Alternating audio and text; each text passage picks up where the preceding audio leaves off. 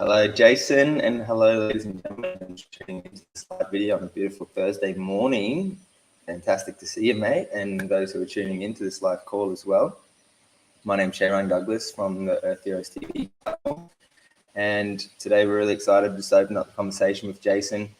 As we've been doing in the last couple of weeks, there's some great content that Jason's really spoke to, particularly empowerment, sovereignty, freedom, community, really dropping into what it means to be living at the moment, understanding, navigating our emotions, how we can really comprehend what's going on an internal landscape so that when we come out to the external world, we have a little bit more sense of clarity, and a little bit more choice in the way that we want to navigate in which direction we want to head in our lives. And particularly now when the world seems to be speeding up at a rapid rate, many challenges and confrontational experiences and problems arising, but just remembering and returning to what Jason do often, which is the quantum movement.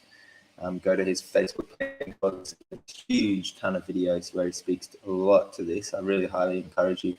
Something that stands out for you, really just soak it all up and absorb it in as much as possible, because it can enable you and your cells at a deep level to be able to remember what it is our natural essence and our natural instincts and our natural human behavior is capable of. And so it's really quite having this conversation, and I want to invite everyone who's watching now to just let us know where you're tuning in from around the world. Drop in the comment section. We'd love to hear from you. And if you have any questions as well for Jason in this moment that you feel would be relevant to explore, particularly right now, because what is happening on a planetary level can be very concerning. Yes, I understand what's going on in Eastern Europe right now, and on the other side of the world, and also here in Australia. We're sending out our prayers and our love. We're suffering tremendously from these erratic weather patterns that we're experiencing in this beautiful sacred land that we find ourselves on, and people losing their homes and their livelihoods, and everything is devastating. So we just wanted to send out big ripples of love from our heart to all of those who are going through a moment of pain and suffering. And it's our intention with these calls and with these conversations to a little bit more those deeper layers that we can find within ourselves to have a voice in how we respond to our external environment by bringing it back home within. So Jason, I'm really excited about the conversation again, and I think the timing is absolutely spot on and extremely relevant. And I guess just to open it up, I mean, just observing the collective disasters that we're faced with, if we could all kind of, and what I've noticed is a lot of people having this sense of like their own home where maybe the house is like a mess, let's say, and then they can kind of forget about the little problems in their home, and then that kind of makes them seem a little bit more insignificant in a sense. So what's the best tool for people to recognize and realize the importance of taking responsibility for their environment and themselves? Hey Shay, thank you. Always to me, the most important thing is awareness, and then a consent to our own selves to be honest, and within that honesty to then move out of what we've employed for most of our life, is to protect ourselves because we believe that something is going to do wrong, harm, or hurt us in some way, because we're exposed to, and what most people speak about is the tragedy and the pain that happens in life.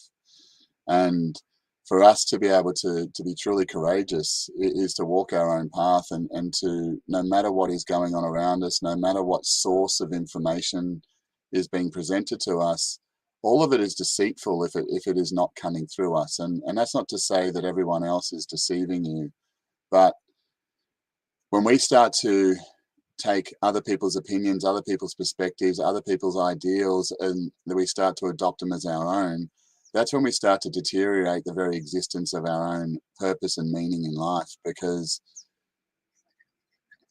for me, awareness, many people now are going through what some may say is a tragedy. They may have, some sadly may have lost their own life, that they may have lost the lives of animals or things that are dear to them, or even possessions in their own home that are significant to them. But one of the things that can come from that is we can focus on that, or in those particular moments, there is a great amount of presence that people come to at that moment to identify what is most important to them. The challenge is that we've learned to do this and give ourselves permission to be present to what is most important in our life, mainly through the invitation of tragedy.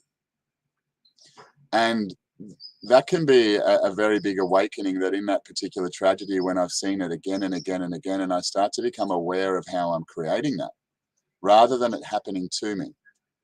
But if I start to see how I'm aware of how I'm creating it, and then from that particular point, I make a choice at that moment that I don't want to experience this anymore. And from that tragedy, I then decide I'm going to do things differently. And it's in that, excuse me, it's in that particular moment that we can start to make big changes and big shifts in our own life. And the key is, can we continue to do that whilst the tragedy is not there? Can I still put myself first, or what my greatest needs, what my greatest experience, what the most fulfilling thing for me to do in this particular moment? Am I still able to do that when the tragedy or the crisis is not present? And that's ultimately, where our awareness, it doesn't matter what other people are experiencing or what they're going through. The truth of it will be is when I go into my own point of reference, and I want to go into that a little bit beyond this, but when I go into my own point of reference, is that true for me? The pain that someone's going through, is it true for me? Because it would take a lot of courage for an individual to see someone else suffer, but to understand their own truth is not to buy into that, is not to be a part of that, but at this moment is to continue on the most significant thing that I have put all of my attention in to bring forward in this life, because my existence here is to create, not to react. My existence here is to create, not to innovate, not to oppose, but to move into a place where things in life happen with a way that they support me. Now, for many of us, because we've been focused on in our life being part of a community, and where we've learned to get love and attention is through the graces and validation of others. That's all well and good, but communities that are based upon that become very reactive, they become very weak, and they become easily manipulated. And they become manipulated because the individuals within that don't have their own independence. And ultimately, independence to me is being dependent upon what's within you. And that is the source of information, the information that's moving through you, that's arising through you. Where is that coming from? And to me, this is the first port of call in our own life, and should be in the very nature of our existence and our society, is to first allow an individual to become liberated from all of the outside noise, to start to listen to their own source. Now, to me, that is the absolute point of freedom, where one individual can know without doubt, without even needing to think about it, without considering or ruminating on maybe I should or I shouldn't, but to go to a point of reference within myself that I know to be true, that I know to be pure, that I know to be of me, that allows me to guide everything that I am, and why I came here for, to remember that in that particular relationship. When that is not present, what I will take on is this relationship with the mind. And the mind is all of the knowledge and all of the information, perspectives, and things that are happening outside of me. They're the opportunity, they're the invitation that we can step into at any particular moment. But if we don't have a point of reference, if we don't develop that, not just occasionally, not just through some ethereal space, not just through an occasional meditation, but as a habit that doesn't take me away to need to have ceremony in order to find that. That is the basis of the living of life. For many of us, because we don't know how to let go, because we don't know how to release trauma, tragedy, emotions, and these types of things, is we find most of the living of our life is trudging through the crises and the challenges and the opposition. That needs to be, to me, like just a very rudimentary space, like going to the bathroom each day and releasing the things that no longer serve us at a physical level, in the same way that we need to do that at a energetic level. The things and the information that we're taking on that are compromising or are not pure, to me, and therefore, in its own truth, if they're not pure, they're toxic. And it's not toxic because they're evil, it's toxic because they're not of me. And therefore, we can start to look at being compassionate and doing what's right by others in order to receive the love that we can't give ourselves. So what with all the stuff going on in the world at the moment, what it's presenting is a great opportunity to find truth and discernment. And look, it's not part of my world, but conversations I've had with some people lately is to say they just don't know what the truth is anymore. You know, that it kind of makes sense that it could be this going on over there and it could be that, but maybe they're doing it for these reasons. The whole very nature of, if you want to control someone, you just keep them confused. And the way that you change that confusion in your own self is you have a point of reference where your truth is determined by you. And that is, you know, getting past all of these ideologies of science, of law, of health, of psychology, of finance, or all of these particular pillars of the world that are there to identify that there's someone and other people you need to be dependent upon their opinion, their perspective, their expertise, because you don't have it. That is the illusion. But to be able to transcend that within our own self comes from a point of what is true for me in this moment. And there's a really important point to this where most get stuck is, yes, I might have had a conscious experience in my life where I can tap into something within me. The degree that I can discern that and confirm that to be absolutely true isn't something that just happens in a moment, because it's being able to be aware of all the toxicity, and then I can wade through that and be able to dismiss that to get to that source within me.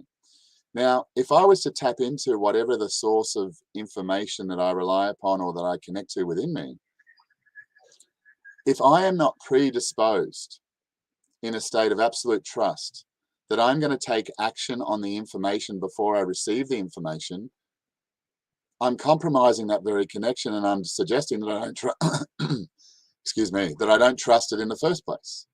Because to be in a full and complete state of trust, if I was to tap into something that I believe to be of pure wisdom and of significant and infinite intelligence, well, there isn't any point for me to reject what is coming. So if I'm not already of the decision before I get the information from myself that I'm going to act upon it absolutely and to the fullest extent, what I will receive in perfect request is information that I'm not prepared to act upon. It might be insightful. It might be, wow, that's really great. I'm going to do that. But watch the habit is the information comes and then we find reason to not act upon it because that was the information we requested, because I hadn't yet made the decision to act before I received the information. And that's what most of us do. We live in a place where we're getting information and then we're thinking, oh, well, I might act, or I might do this, or I might do that. And we consider the future and the consequences, which are all an illusion. When we actually go there, we find out the things that we don't know. And that's life, that's the living, it's the action and the expression of our very existence to move forward and beyond that. Not get caught up in what I should be doing, what the right thing is to do. And look, I did see, some friends of mine that were, very much of all for the lockdowns. And now they're saying that, we've got to liberate, and the freedoms of people in Ukraine are being taken away. And not even being able to stand up for their own kids because they were perceived that that's the right thing to do.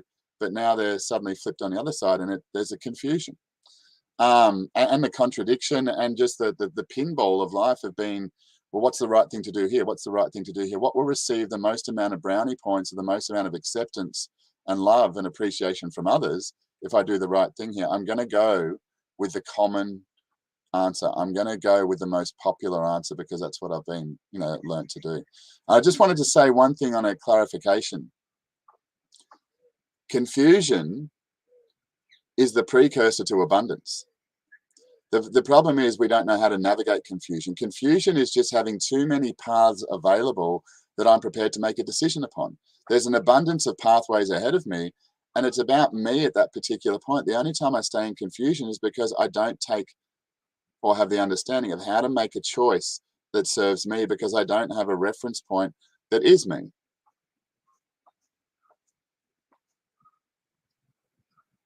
So good there, Jason. Thanks for sharing.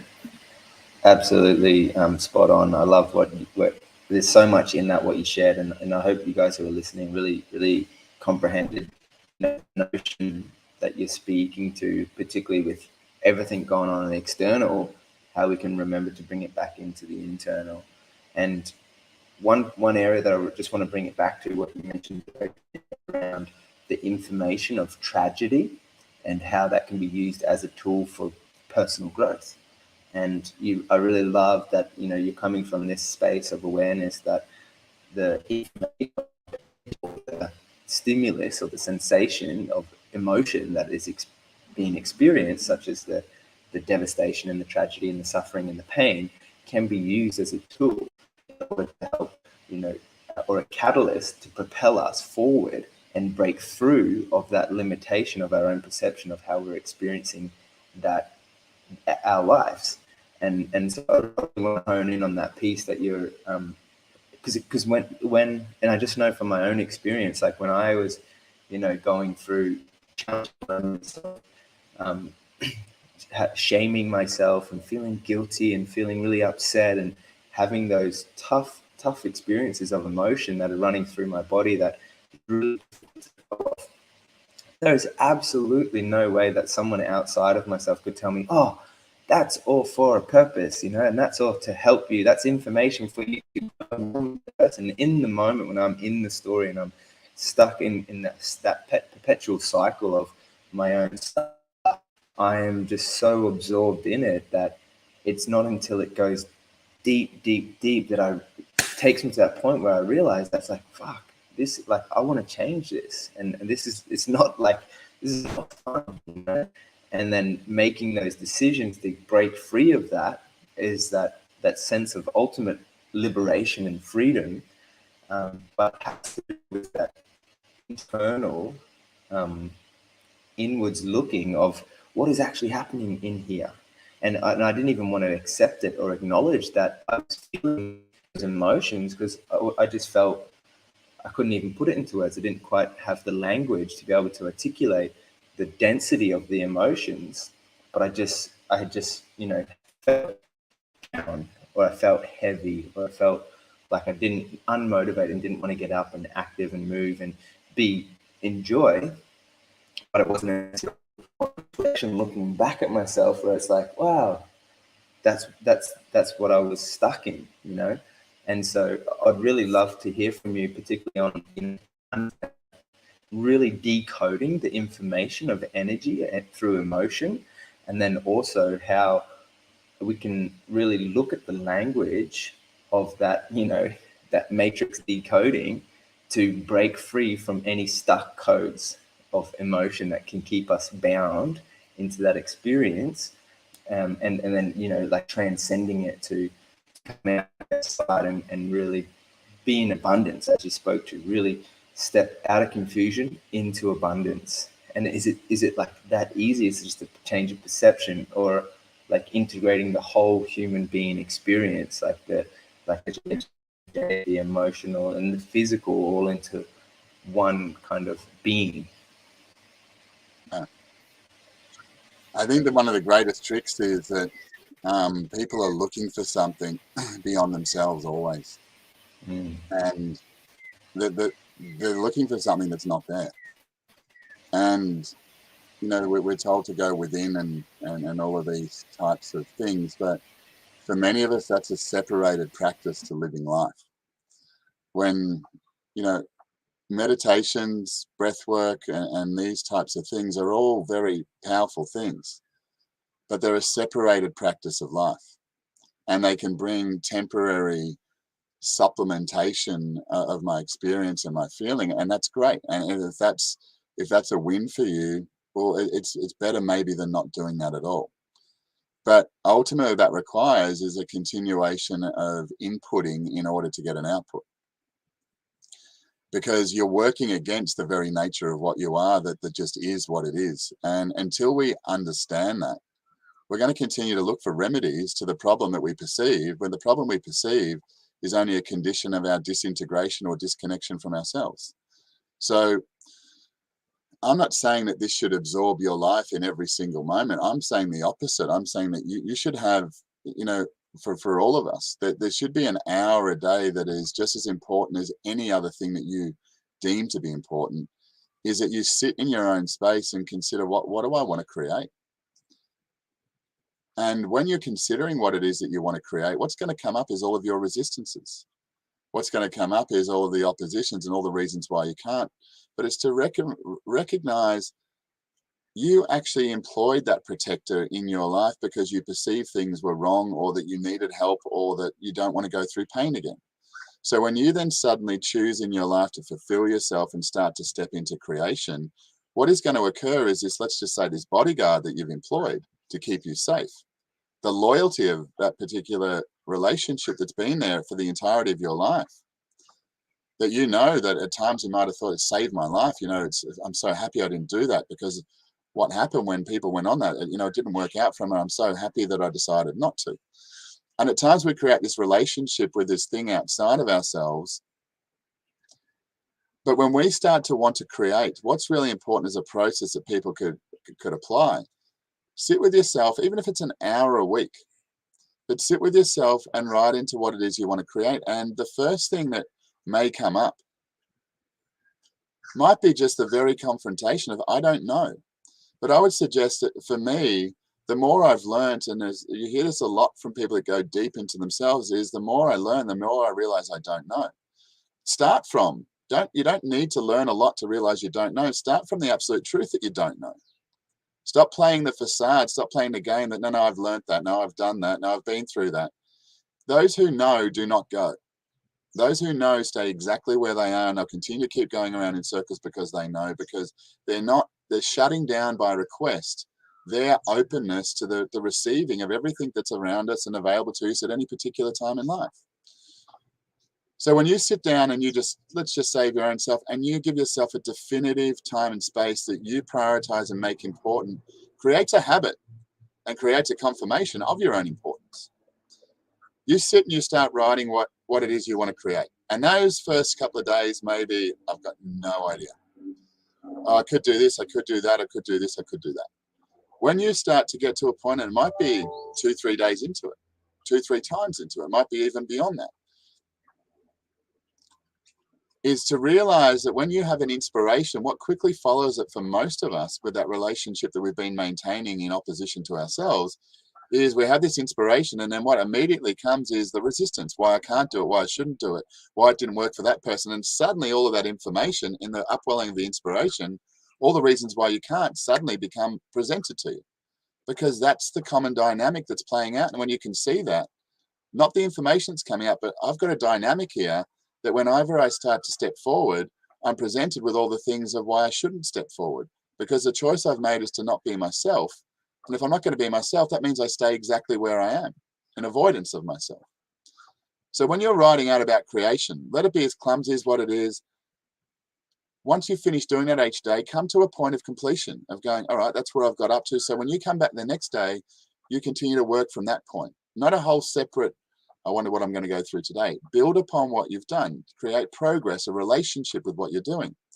But one very important thing, have a separate sheet of paper to the side as you start to consider this inspiration coming through you, that when a resistance comes up, be disciplined, be a disciple of your own self, which is what discipline ultimately is. Discipline's not forcing something. It's in the integration and surrender to be the follower of your own leadership. And at that particular point, when the resistance comes up, write it out, give it full expression, give it its own court and its own space. Do not have it in the creation space. Get a separate piece of paper and write all your resistance out. Acknowledge them, put them to the side, and come back to the creation. Don't keep living in this primordial soup of trying to create whilst there's resistance in the same space and keep inviting it in. Acknowledge it's going to come. When it comes, get it, put it to the side, write it out, give it all the space and the stage that it needs. but close that book and then come back to what I'm doing. And if the resistance comes up again, do it again.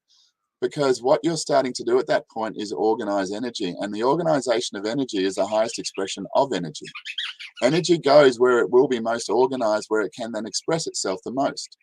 If you look at some of the financial structures around the world, like in the insurance companies, that the organization that they have to such a degree allows money to come in and flow through it. Whatever their agenda may be doesn't need to resonate with you, but to take example, if that's something that you're aspiring to, that you want to have greater wealth in your life, and not just financially in any way, well, you've got to determine how you want that to be organized and experienced and expressed through your life, because energy is formless. It comes into form when it comes into your space.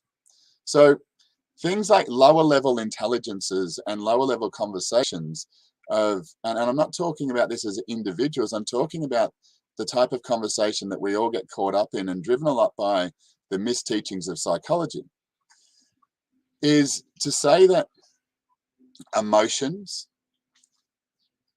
are something that we need to understand or deal with, that to work with our emotions is only going to continue this perpetual loop that you're going through. And it might offend some people, but I'm not here to be concerned by people's offense.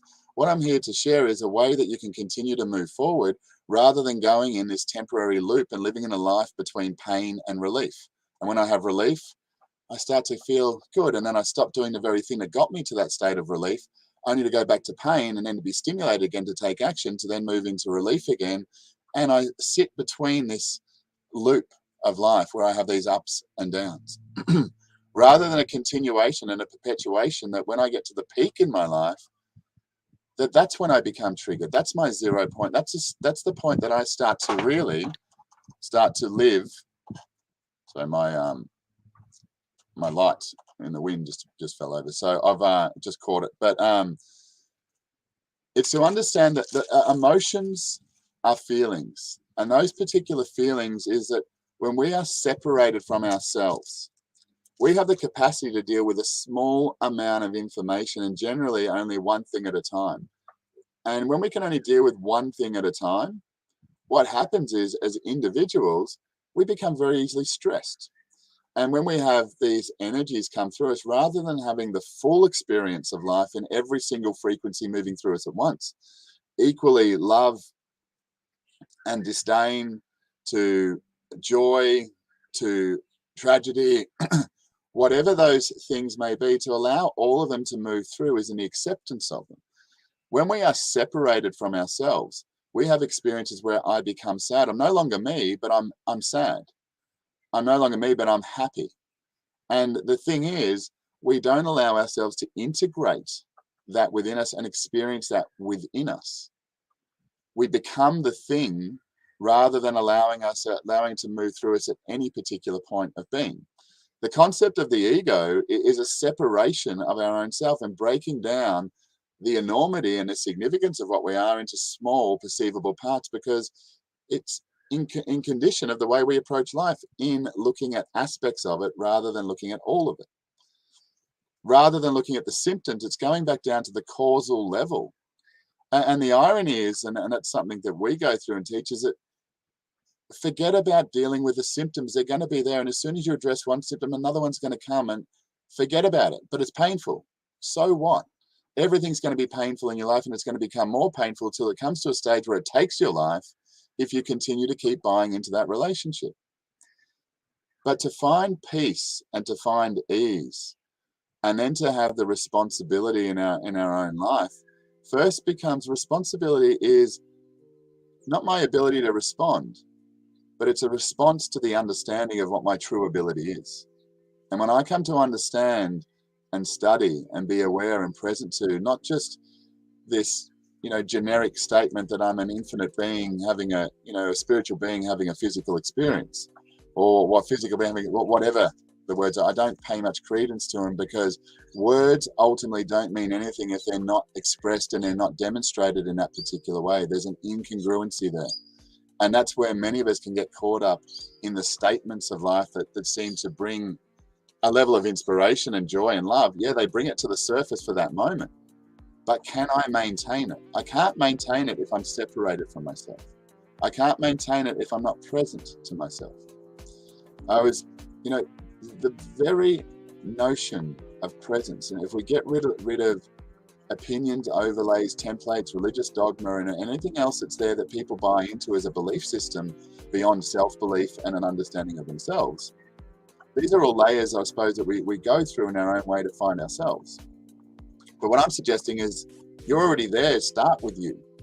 But we've been led on a merry path and a confusing path in order that we need to go through certain layers of consciousness before we find ourselves, which I could say is complete crap. Let's just say we are what we are already. To understand how to move into that is as simple as understanding the things that we are overwhelmed by, the things we are stressed by, the things we're trying to fix. They all occur for one small reason, is that we do not know how to experience real ease, and that's to release and to be able to free our energetic state, our energetic being from the clouds, from the junk that we place upon top of it so that we can never hear it. It's the stuff that, because we don't know ourselves, we seek these other references, these other points of reference in our life to use as some sort of point of confirmation as how we could or should act. So to get down, I suppose, deeper into that is just to consider that me as an individual, when I am faced with tragedy and trauma, and let's just say someone else's to begin with, I then find within myself this capacity to put away all these things that I thought were a priority, that I thought were important. Maybe a relationship, it may be a workspace, it may be anything that may be, hanging out by a thread. But suddenly I now have to go and help other people who are now in tragedy. What that's exposing is that when I make something important in my life, I will prioritize that above anything. So if you don't know what you're here to create or how you want to create it or what that even looks like, it will never become a priority because it will not become obvious to you as far as what to do or how to do that. But when people are being flooded, when people are being afflicted by war and that's being presented to you, well, then that's obvious. Okay, I know what I need to do here. Until we give ourselves the space to liberate away from our thinking and start to consider what it is that we truly want and have the audacity and the indulgence to even just make a time just for me. And I would suggest to you the irony of this is that when it happens, when you start to do that, every single thing that has stopped you from doing it before will start to come into your space. An emergency from certain friends, an emergency from children, emergency in the workspace. Whatever it is that you've caused to prioritize in your hierarchy of needs are going to come when you choose to step out and step into your own space. And if you can understand that, then when it occurs, you don't need to react to it. You can acknowledge it, smile at it and go, well, of course that's happening because that's the way I used to live. I used to be at the beck and call of every other tragedy that was happening in other people's lives ahead of my own. And this consent that I've made as ahead of me is that whenever I go to put myself first, all of these other things will occur. And the irony and the illusion and the hypnosis that most of us are under is that every time I go to move forward, Jesus, all these things happen. Of course they do, because I'm not remaining present. I'm not undoing and releasing the consent that I gave in many years of my life to doing things a particular way, which is called a habit. And a habit is just effortless action, no thinking. In a habit, we have absolute certainty and confidence. But how many of the habits that I have support and create an environment in my life where it's just normal, where it's native, that I am brilliant? How many of us have an environment that we've cultivated where we want brilliance, but we keep chasing after it rather than creating an environment where brilliance is the only option? There's a suggestion from certain practitioners that cancer cannot survive in an alkaline environment. So they stop dealing with the cancer and they start creating the alkaline environment. It's the same in our own life. The condition of what you're in, whether it's war, whether it's flood, whatever it may be, and as tragic and as compassionate as anyone can be, ultimately it's not going to cause that particular situation in your life to change unless you understand how you created it. And if we keep getting caught on the symptoms or the end result, we're going to stay at the surface. And when we can start to consider all of what we are and indulge that and get to a point where it's, I get it. I can see that. I can receive it. There's nothing here to do me harm. Everything here is trying to support me. The only thing that I feel resistance about is me pushing away because I'm under some belief that I am not capable, that I don't understand, that I don't know, that I don't deserve. It's just a consider, Shay, for me, that belief clearing and all of this work that people want to do upon themselves, unless they first are present and connected to themselves, none of that work will make any long-term difference. Things will be released, but then they'll come back in another form. It's not until we as an individual to understand the condition of my environment is when I'm disconnected and disintegrated and not present to life, I will have to be challenged by my beliefs because they exist in a disconnected state. I will be challenged by pain because that exists in a disconnected, resistant state. I'll be challenged by a lack of love, tumultuous relationships, blah, blah, blah, and every other experience that we individually may have. It's not the thing that's happening, it's the environment that I've created around me from within myself. But when I'm integrated, there's no such thing as a belief. There is only self-belief, and it's a confirmation and a requirement of that environment that I can create for myself.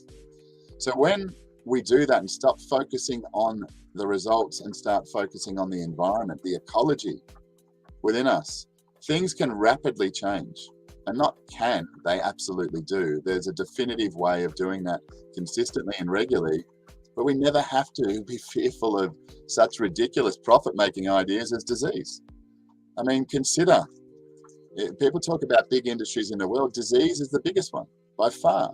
And I don't just mean what happens in hospitals, I mean in a disease with my own self that I don't understand. So therefore I keep chasing. I need other people to tell me what to do, to show me what to do, to give me what I need, because look to the core, or what I would say within all of us, what's the legacy that I want to leave in this place? Do I want to just get through and survive? Or do I want to continue to utilize the infinite because I believe it to be infinite? If it's infinite, I can't be greedy. If it is truly infinite in any particular way, well, greed cannot be a possibility. There is the inability and lack of receiving that is the only thing that exists. And that receiving is then restricted because whenever I'm disconnected, I can't receive because I don't exist. Until I actually allow myself to become present to all of what I am, then we can stop going through this idea of philosophy and understanding the meaning and existence of life and where God fits and what the universe is. Is there a solar system? Are we encased in this particular area? That is only relevant to you. It's not a common conversation. It should be one that is, if it's relevant or intriguing to you, that's your conversation. But the reason we don't have it with ourselves most often is we haven't cultivated. And to me, that's my mission, is to cultivate that not just in people, but in kids. So that when kids go through, you want to see a real shift in life. And that's what I'm encouraging at the moment, is to get to a place where we create an environment where kids learn this capacity as an absolute. Then the generation will change. Then the planet, the world, whatever it is that we live in, will change because people stop needing to go through tragedy to have an awakening, because they come to a place of first understanding what they are and stop fighting against themselves and come from a place, a willing place of, I don't know. That's massive, Jason. I love what you shared, and there's so much in that, guys. So for those who are watching, just to go back and just rewatch that last 20 minutes, because there's so much quality in that, and understanding, what it takes to move forward. And what I'm hearing, Jason, is that in a larger level, on a kind of mass consciousness level, that a reframing of course, ourselves and the way that we view ourselves and the self-belief that we have, but also integrating that into our teachings, into the whole cultural way of raising younglings into the world, and something that you're doing in a beautiful way, to bring this educational piece to the people on a mass level. And what you're doing with the present moment experience is so powerful, because so many of us have this simple fundamental truth, and that's what you're saying. So many people getting confused around what's the truth out there, who do I believe, what do I trust. and so many forgetting to remember the internal truth, the truth of who they are, the truth of their being. And what you're doing with the mission that you have in the world is bringing that remembering back to the people, so they can feel their own self-brilliance, their own self capacity to be more and to be in the moment and really comprehend their own magnificence. That's what I just love about what you share, particularly with the present moment experience, that I want to touch on a little bit more around what that encapsulates, because you've shared, again, we've been chatting for the last 40 minutes today, almost this Thursday morning, and Jason's just shared some gold, absolute gold, not just to just like say, oh, yeah, that's a great, phrase, but how do we integrate that to our own lives? And everyone's got their own unique story, their own unique moment of tragedy, unique experience of life, but ultimately humans on these, we're all mammals on this planet trying to navigate our lives, acting often out of survival rather than thriving in the world. So what does it take for us to, evolve through the times of just scraping by and looking for the challenges and the problems, and then moving our lens and moving towards having abundance and freedom and focusing on the wins and seeing how we're growing together. And what Jason is sharing, particularly with the present moment experience, is ways that we can not wait for something to come in the future to come into our field to experience, but actually realize that and experience it now in this moment. Not just like on the mat doing yoga or meditating, but as we're living, breathing, and navigating with our relationships in our lives and cooking food and doing the everyday monotonous task, and realizing that we have it already. And so, Jason, if you wanted to just like unpack a little bit more on what the present moment is and how people can enjoy or experience for themselves what this really feels like, not just a retreat experience, but for their life. Just, I suppose, add that there's so many different modalities or ways of doing things. Like you mentioned a little bit there about meditation, yoga, and there's not just a little difference. There's an absolute significant difference in life. Is that if I'm doing yoga or I'm doing meditation in some way to address or fix something within me, I'm denying the very experience of it to begin with. Now, if I'm doing it because I need to feel more whole or more complete, that may assist in that particular way and bring a level of that into your life.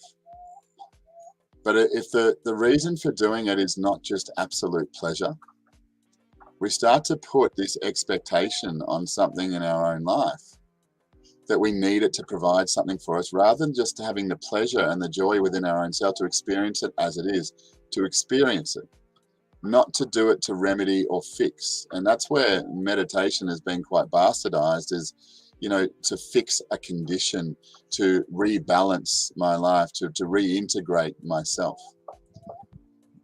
The very nature of our own self is just to express ourselves, and every single thing around us is to express itself. Now, one of the things that I suppose I looked at is that years ago I used to do a deep, remote healing and get some miraculous outcomes. And to me, started to learn and see how simple that really was, that I felt, was so confused, and there's infrastructure and billions of dollars in society set around trying to save people's lives from these self-inflicted conditions, which, again, so it's not meant to offend anyone, but to consider that a condition in your life is self-inflicted, but it's the only way it is. And until we accept that we created the cancer, it didn't just happen at one particular point, that we created the arthritis, that we created the Parkinson's, until we actually understand how we did that, well, that's going to offend us. But once we do realize that, we then have got the same particular thread to be able to pull to undo that. But whilst we continue to keep fighting against it as if it's something fighting against us, we're going to have a problem.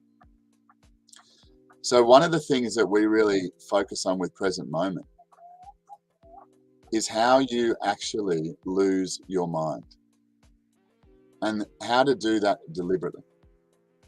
You know, some people fear this. I recently was called to do a bit of a journey, and when I went on that journey, I was amazed at how many people came back nearly just that I thought would be very open to something like that.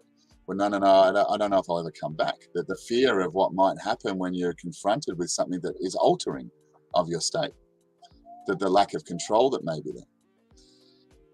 But one of the things is, in losing our mind is finding our independence. And when one's not there, like our independence and the mind can't coexist. We can have the illusion of it, but we become something by fighting against something else. That I am free because I'm against those people who oppress me. Well, when those people stop oppressing you, well, how will you then determine your freedom? So with present moment, it's kind of in our own diagnosis of ourselves, and diagnosis as a word is just to separate the truth. When we start to diagnose or find a solution or a remedy to something that we perceive as wrong, we're separating the truth. There isn't anything wrong to begin with. But to me, it's always coming back into a state of how do I just get to that starting point of integration again and again and again until that becomes autonomic, effortless, habitual. Because if I can get that starting point all the time, then the conditions of me not being integrated, not being present, well, they're no longer there distracting me. They're only there distracting me because I'm not quite sure what to do with my life at the moment. So I get stimulated by a whole range of outside sources that seem interesting and intriguing. So present moment is about someone being able to release what was, to accept what is, and to create what will be. And ultimately, that's the most important part, is to learn. If I could say just this last thing, that everything that afflicts you or restricts you in your own life is just the things that you hold on to because you don't understand you already have them.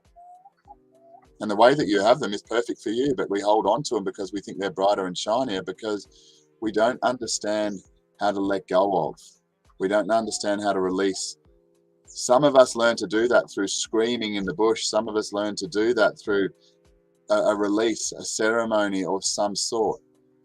But when we become reliant upon those outside things as the only source, we put way too much expectation on the beautification of an experience rather than being able to release as an autonomic motion of life. That when we see something, it comes to us and we can release it in that moment. And what I'm suggesting here is not something that you learn to overlay as a template or a process in your life. It's learning how to do it your way. Well, my life, probably 30 years of questioning and answering and looking at how can you actually get something where people can learn something but come out completely different by applying and learning the same thing. And that to me has been something that and I've been very blessed to become present to and observe. But our presence to ourselves is very much the heaven that is spoken about. Our hell is that life between pain and relief where we're not in control and we're living and operating with dead souls, dead entities, dead experiences, which is everything from the past, everything that's been, everything that was. When we start to raise the dead is when we live by the past, when we experience the past. To be able to release it, let it go, so that we can create the environment where we are here right now, then we can make change in the way that we choose. Thanks, Jason, for sharing. And for those who are tuning in right now and who've been watching this video, I just want to thank you for joining us. And that if you wanted to jump on and Jason has a opportunity coming up really shortly, we'll drop it in the comments section. If you got the link there, Jason, we'll just share that around. But also, guys, check out, Jason and I have been doing these conversations over the last couple of months at every session.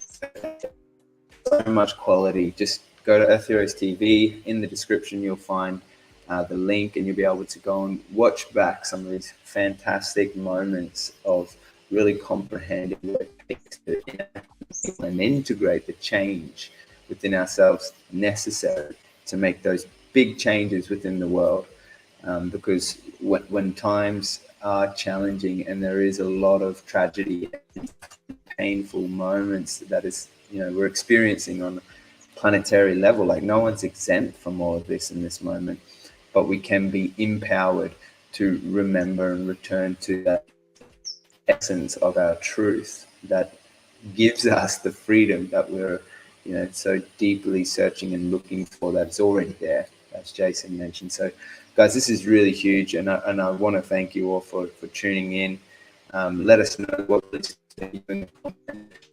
let us know where you're at and what you're experiencing, and we just want to send you out big love, and hopefully, if you are going through a challenging time with what's happening in the regions, that you're able to find remedies and support and help to be able to navigate through all of that. So Jace, thanks for joining me. Very, very soon. Is there anything else you want to share with everyone? Just to say thank you, and what we shared there with the creation exercise is when you start to move forward in life, be patient. Don't look to the reactions or needing some remedy or some pill that's going to fix it straight away. When you start to step into your own life and look for a destination, remember the destination is the journey. It's the willingness to be moving, living, exploring, adventuring. And it's so very important to have patience, that when something arises that you would previously react to, observe that and just allow yourself to move through it. And, we might then just find ourselves living in a world where there's a great amount of freedom, because not people scream for it or shout for it, because people express it in the way that they live. So good. Appreciate you and joining us. Look forward to seeing you all soon. Thank you.